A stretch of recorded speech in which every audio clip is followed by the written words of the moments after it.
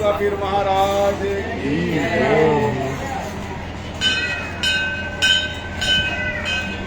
तो शंकर भगवान की जय।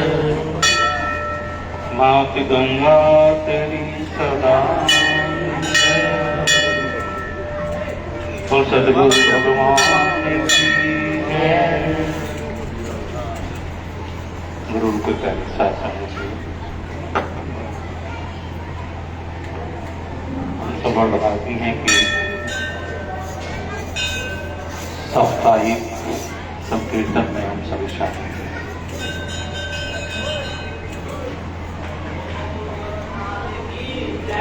हम में से ये कोई भी नहीं जानता कि जिन शब्दों का प्रयोग हम सब कर रहे हैं वो सही है गलत, लेकिन फिर भी ये मन को बड़े अच्छे लगते हैं क्योंकि इनको सुनने का हमारा अभ्यास हो गया।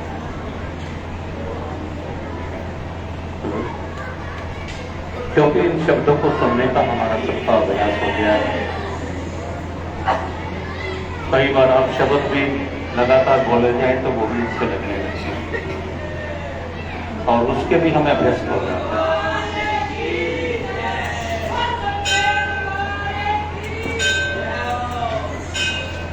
ये सब हमारी मानसिकता है।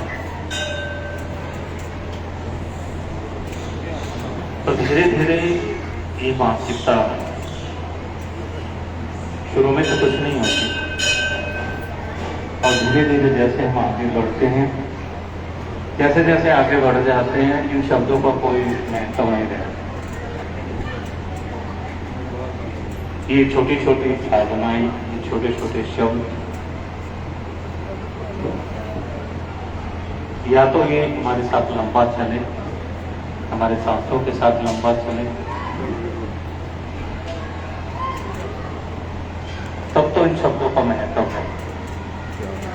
धीरे धीरे ये शब्द, चाहे ये मेरा जो भी मैं आप सब कह रहे हैं, ये सब मेरा मानना है। जो मुझे महसूस होता है मैं वही बोल रहा हूँ कि मैं कोई पढ़े पढ़ाए शब्द या कोई पढ़े पढ़ाए शब्द या किसी के लिखे हुए शब्द नहीं बोलते, किसी के लिखे हुए शब्द नहीं है, पर कहीं की किसी किताब में नहीं मिलेगी। हम ढूंढने जा रहे इस किताब से ये पढ़ के बोला, इस किताब से ये पढ़ के बोला, पर वो किसी की बुक की पढ़ाई नहीं है, किसी भजन का वो गीत नहीं है, किसी का वो कोई संगीत नहीं है।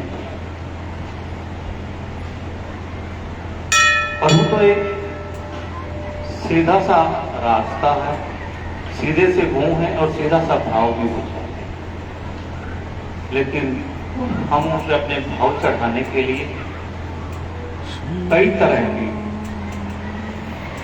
वाणी का हम प्रयोग करते हैं, क्योंकि हमारे पास प्रभु की माँ सरस्वती की इतनी कृपा नहीं है कि अपने शब्द बना के हम प्रयोग कर पाए, उनको बोल पाए। तो इसलिए जैसे बच्चा जन्मों से हम ऐसे किसी भाषा में ए अनार ऐसे बनाना है, किसी में ए ऐसे बनानी है, वही भाषा हम जन्मों जन्मों से सभी वही भाषा पढ़ रहे हैं। अध्यात्म में अपनी भाषा नहीं होती, किसी की सिखाई हुई भाषा नहीं होती है। प्रभु के रास्ते पे कोई भी पढ़ा के चला के आए तक पहुंच नहीं पाए। संसार की भाषा किताबों की भाषा है। इस भाषा में याद कर लिया, बोल दिया, कर लिया, सब हो गया, फिर वही रिपीटेशन दोबारा बारह ये नई टेबलेट आई, नई कोई गोली आई, नई कोई खोज आई, उसको हम याद कर लेते हैं और फिर उसको डिफाइन कर देते हैं। लेकिन अध्यात्म में ना कोई भाषा आती है, हर व्यक्ति की अलग भाषा है। हम जो सबके निकल कर रहे हैं तो इसलिए आज नहीं, इसलिए आगे नहीं पहुंच रहे हैं। एक अपना भाव लेके हम चले तो शायद जल्दी नहीं।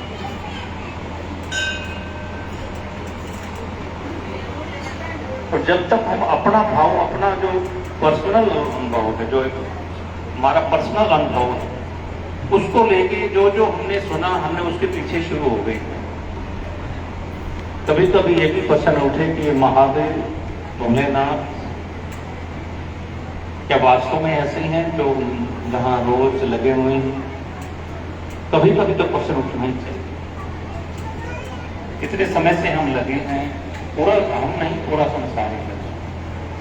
जो एक प्रति हमें ये भोलेनाथ का जो कोई हर मंदिर पे जहां पे जाओ, प्राचीन सिद्ध मंदिर, प्राचीन सिद्ध मंदिर, चाहे वो इतनी से इतना सा हो, चाहे वो पूरा संसार का सबके सामने है प्राचीन सिद्ध मंदिर। प्राचीन हनुमान जी का भोलेनाथ के ऊपर जरूरी था।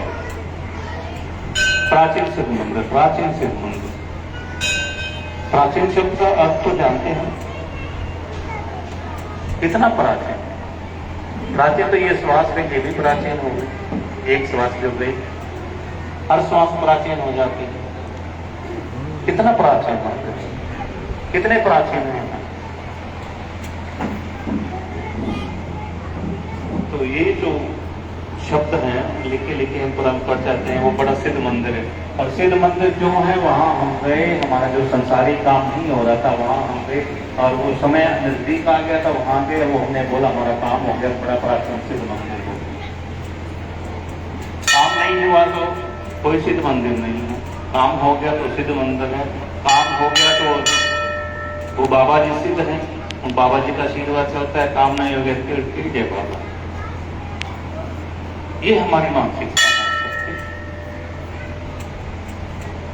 और इस मानसिकता से जब तक हम एक नया विचार इससे खींच के नहीं चलेंगे, और जैसे हमारे बड़े कहते थे, जिद्दे क्या चौपड़ियां,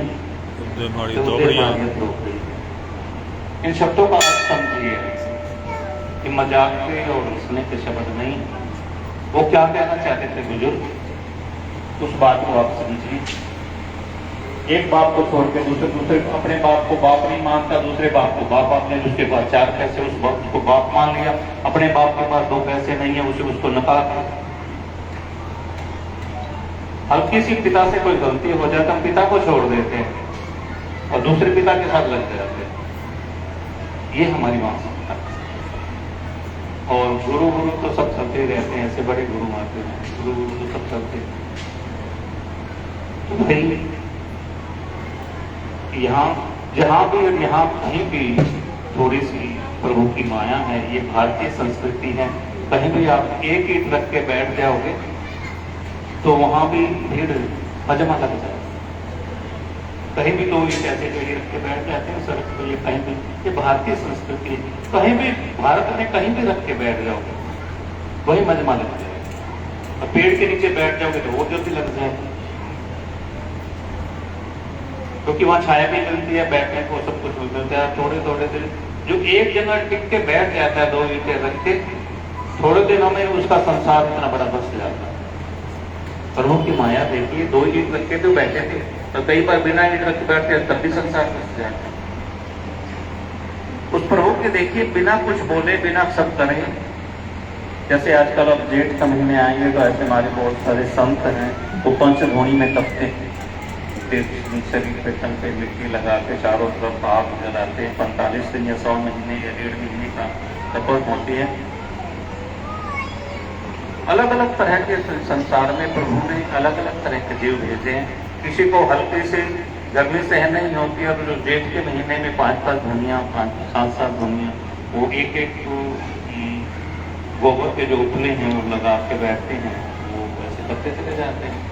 वो शरीर पे थोड़ी सी मिट्टी लगा के दोपहर बैठते भी 11 बजे, 11-12 के बीच में बैठते हैं, 3 बजे तक शादी चला, 5-6 घंटे की सिटिंग रहती है, वो भी बैठते हैं। पहले हमारे संतोषी माता मंदिर में बाबा जी थे, शायद कोशी ऐसे कई ध्वनि उन्होंने भी। लेकिन जिनको प्रभु मिले हैं, चलते चलते मिले, बिना किसी साधना के, बिना किसी उसके मिले, कुछ नहीं करना पड़ा, चलते चलते बस साथ हो गए। कारण कि प्रभु ने उस जीव को पकड़ा, उससे कोई काम कराना था, उसको एक किसी जीव को तो पकड़ेंगे। इसलिए उसको जीव को पकड़ा और काम करवा लिया। कारण कि इस माहौल में हम हैं, हम प्रभु को पकड़ना चाहते हैं। प्रभु ऐसे कोई हाथ तो आते नहीं, आज तक तो किसी के हाथ आई नहीं। जिसको वो पकड़ना चाहे, पूरे संसार में जिसको वो पकड़ना चाहे उसको तुरंत पकड़ लेते हैं, और जिसको नहीं पकड़ना चाहे हम सिर पटक के मर जाए लेकिन वो नजदीक आने नहीं देते। हाँ, ये है कि इस उम्मीद में लगे रहते हैं ठीक है, नहीं ठीक है, लेकिन संसार की कुछ थोड़ी सी माया से, तामसिक माया से बच जाते हैं। प्रभु की एक माया, एक तरह की माया नहीं है। जितने जीव हैं, जितनी सोच है, उतनी तरह की माया है। जो जिस माया में फंसना चाहता है वो उसी माया में फंसा है। जिस तरह का भाव का जीव है उस वैसी ही माया फैलाते हैं, वैसी माया में फंसा देते हैं। एक तरह की माया नहीं, एक रूप की माया नहीं, पता नहीं किसको किस में फंसा है। तो इसलिए ये अध्यात्म का जो विषय है वो पागलों का विषय, बुद्धि वालों का विषय नहीं है। जो भी इसमें बुद्धि लड़ाता है वो वही है। इसलिए कण कण का जब तक हर कण की इज्जत नहीं करना सीखेंगे, हर कण की इज्जत नहीं करना सीखेंगे तो प्रभु को कैसे मिलेंगे। परिवार का कोई व्यक्ति ऐसा थोड़ा सा बहुत है तो खाने के पड़ते हैं और पड़ोसी के साथ बड़े गले मिलते हैं। क्या परिवार के जीव में प्रभु नहीं थे? पड़ोसी वाले जिस गले मिलने उसमें जीव था। तो जिसमें भी आप देखिए, जिस भी भगवत चरित्र का आप सुनेंगे, उसने सभी में उसको निहारा, इसलिए वो पा गए। हम सभी में अलग अलग देखते हैं, इसमें अलग है, इसमें अलग है, इसमें अलग है, ये ऐसा है, ये उस परिवार से है, ये उस परिवार से। हम परिवार देखते हैं, हम स्थान देखते हैं, ये उस स्थान से है, उस स्थान से, लेकिन वो तो पढ़ता मिल रहा है। जहां बैठोगे वहीं बोलेगा और वहीं बैठ के गा दिया करो। जहां अब ऐसे गाते हो तो वहां भी गा दिया करो। जहां बैठो वहीं गा दिया करो, जहां खड़े हो वहीं गा दिया करो, जहां बैठे हो वहीं। और आपके घर में भी छोटा सा जो घर में है, ऐसा कोई घर हमारे शायद है नहीं जिसमें वो छोटा सा मंदिर में ना बना के रखो। उस मंदिर में कभी कभी बैठ के गा दिया कोई अकेले के बिना ढोलक, कभी कभी उसे भी सुनाया।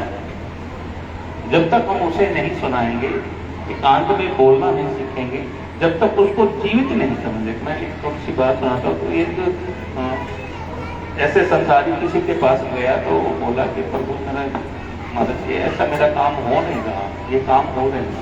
तो उसके पास भगवान गणपति महाराज की मूर्ति वो उठा के बोले इसकी रोज पूजा किया है, इसकी रोज पूजा किया। भाव वाला था, गया खूब पूजा रोज करे, रोज पूजा करे, रोज पूजा करे। कई साल बीत गए लेकिन रिजल्ट जीरो। वो फिर गया उसके पास, प्रभु के वो महाराज के पास, वो तो काम ही नहीं बना। इतने में मेरा पैसा खर्च कर दिया, इतना धूप बत्ती सब लगवा दी, मेरा काम ही नहीं बना।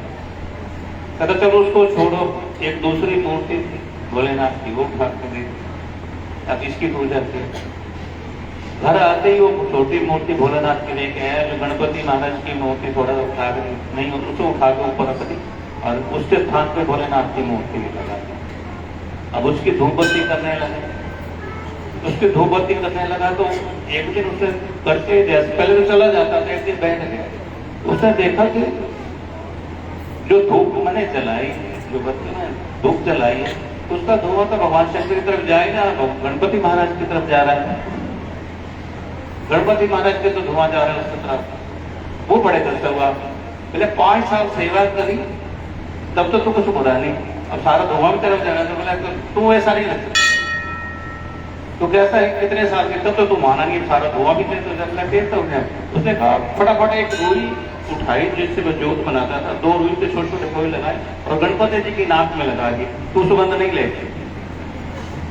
तू सुगंध नहीं ले सकता, ये तो भोलेनाथ की है, भोलेनाथ की है, भोलेनाथ ही लेंगे, तो आप सुगंध क्यों लेते? जैसे ही उसने ये सोच के उस मूर्ति से एक जीवित भोले गणपति का जैसे व्यवहार किया तुम गणपति महाराज पर करो। क्योंकि पहले तो उसने उस मूर्ति को एक पीतल की या जिस चीज की भी मूर्ति वो माना, और जैसे उसने वो व्यवहार किया कि तू वे धुआं नहीं ले सकता, इस अगरबत्ती का धुआं, इस धूप का धुआं तो भोलेनाथ के तेरे लिए नहीं है। उसके नाक में जैसे ही उसने लगाया तो भोलेनाथ पर गणपति प्रकट होने का, अब क्यों प्रकट हो, इतने साल तो मेरे को मेहनत करवाए। बोले आज तक आज जैसा बाहर तुमने सब किया ही नहीं, आज तक तो मुझे पत्थर की या मिट्टी की मानता रहा, आज तूने मुझे जीवित माना है, आज मुझे उसे माना, तो मैं तो पहले भी कोई। जब तक इस भोलेनाथ को हम बिल्कुल प्रत्यक्ष नहीं मानेंगे कि भोलेनाथ हैं, तब तक तो आप चाहे गंगा ला के इसमें मोड़ पे तो कुछ नहीं। गंगा का पानी, नदा का पानी, सीवर, समर लगातार चला, वो कुछ नहीं होने वाला। जिस दिन आपने इस भोलेनाथ से किसी भी कण से जिस दिन हमने जीवित व्यवहार कर लिया, अपने जैसा व्यवहार कर लिया जैसे एक दूसरे से व्यवहार करते हैं, उसी दिन वो चीज हमारे पास है। और वो तभी कर पाएंगे जब हम पाठ सिमरन करते करते जब निर्मल हो जाते हैं, तो ये विचार भी तभी आता है, उससे पहले विचार भी नहीं आता। तो ये मैंने कहा ना कि पागलों का रास्ता है, सीधी सीधी और इस तर्क बुद्धि वालों लोगों पे ये रास्ता नहीं, जो तर्क करते हैं ये उनका रास्ता नहीं है। ये रास्ता बिल्कुल छोटी सी और सीधी सी बुद्धि लेके चलने का, जो कह दिया वो कर दिया, उसमें तर्क नहीं। तो इसलिए ओम नमः शिवाय यही एक ऐसा मंत्र है, इसमें पहले प्रणाम किया जाता है फिर नाम लिया जाता है, बाकी ऐसे कोई भी मंत्र नहीं। इसी में आप देखेंगे ओम नमः, पहले प्रणाम करते हैं, बाद में शिव का नाम लें। बाकी किसी भी मंत्र में देखो बाद में नमः आता है, इसमें नमः पहला आता है। और आप देखिए और ऐसा कौन सा मंत्र जिसमें पहले नमः आता है, पहले प्रणाम करते हैं। और ऐसा तो नमो है, नमा नहीं है। नमा का मतलब प्रणाम करना होता है। नमः और नमो में फर्क है, बात नमः की हो रही। ओम गणेशाय नमः, तो नमः बाद में आता है, पहले बाद में प्रणाम हम करते, पहले उस नाम लेके फिर प्रणाम करते हैं। इसमें पहले प्रणाम करके फिर नाम लेते हैं, पहले प्रणाम करते हैं। तो इसलिए भोलेनाथ है पहले प्रणाम करते हैं फिर बाद में हम नाम लेते हैं। तो इसलिए भाई ये इसलिए इसको भोलेनाथ कहा जाता है। इसके किसी भी मंत्र में आप देखोगे सब ऐसे ही हैं। तो सभी एक बार सिमरन भी कर लें। ओम नमः शिवाय।